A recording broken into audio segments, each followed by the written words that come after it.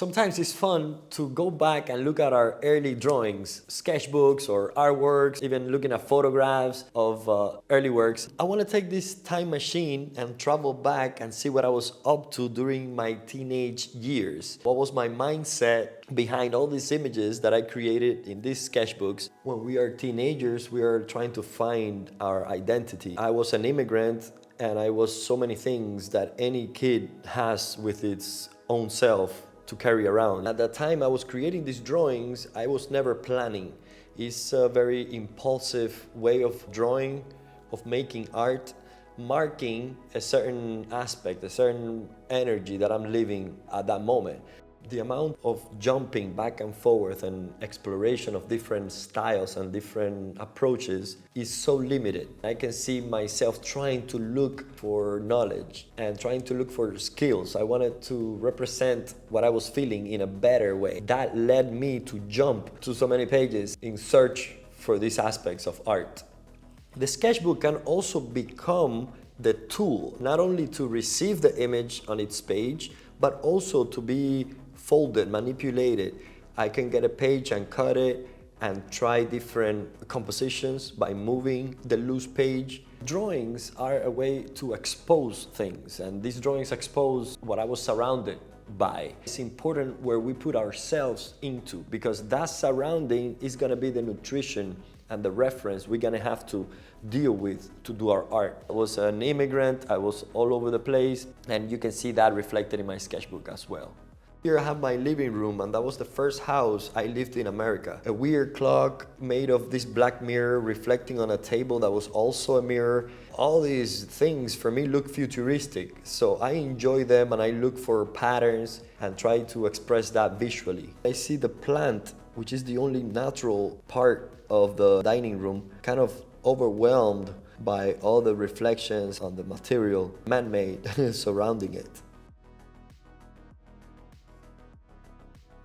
The historical information and all the intellectual capacity that has to be acquired with time lacks in these works, and that's why they look a little empty. We will always, forever, stay short of our capacity. That is why I have that willingness to keep learning, because I know it's gonna be infinite and we're always gonna be almost expressing ourselves from a point of view of ignorance. That's the beauty of art. Here I drew my dad 2 times, forcing different feelings and see if that would make it. The drawing on the left has more of this electric rush feel to it, and the other one I tried to be more clean and more precise with the capacity I had at the time. English was not my first language, and I probably saw it as an art piece to express myself in English in the sketchbooks. At least you can see the effort of me trying to learn the new language. My writing here is full of errors. Don't mind the grammar. I think it's more about the idea and to laugh about it. The fun point of this page is that you can have a dialogue with your own self, to be aware of how the way you feel will affect the outcome of the drawing. And if you want to change the art, change the state of mind, change the feelings, and that will make the change in the art. If I would work on another page and do some watercolor studies or pigment studies, hues, anything, I would cut it and glue it into the sketchbook if I could. Writing was always part of my sketchbooks. Is to become aware of your own ideas and thoughts. And that makes you control a little bit more what you can, to let the part that you cannot control live in a better environment. The more thought I put into my work, the better expression I will get out of it. We see curated art and we see the presentation of art, but sometimes we don't know what the artist went through.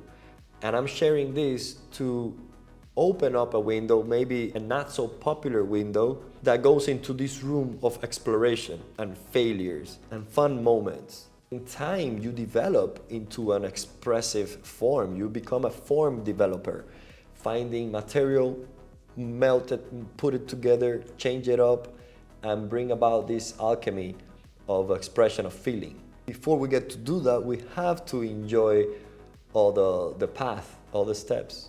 This weirdness, this ugliness is the raw material that an artist has to carve into, to look for, and explore. The sketchbook is for research into the soul.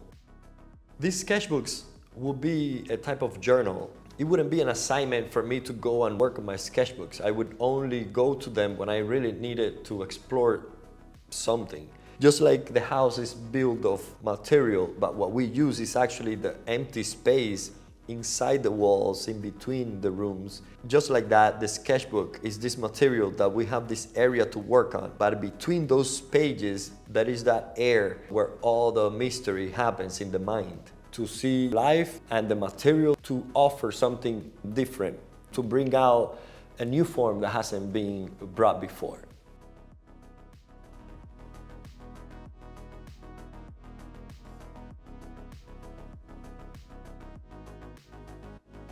The years have passed, but inside is the same curiosity, my willingness to explore and leave behind what I was into and look for new forms, new ways of expression. But it's always fun to go back in this time machine and explore some of the ancient feelings I had.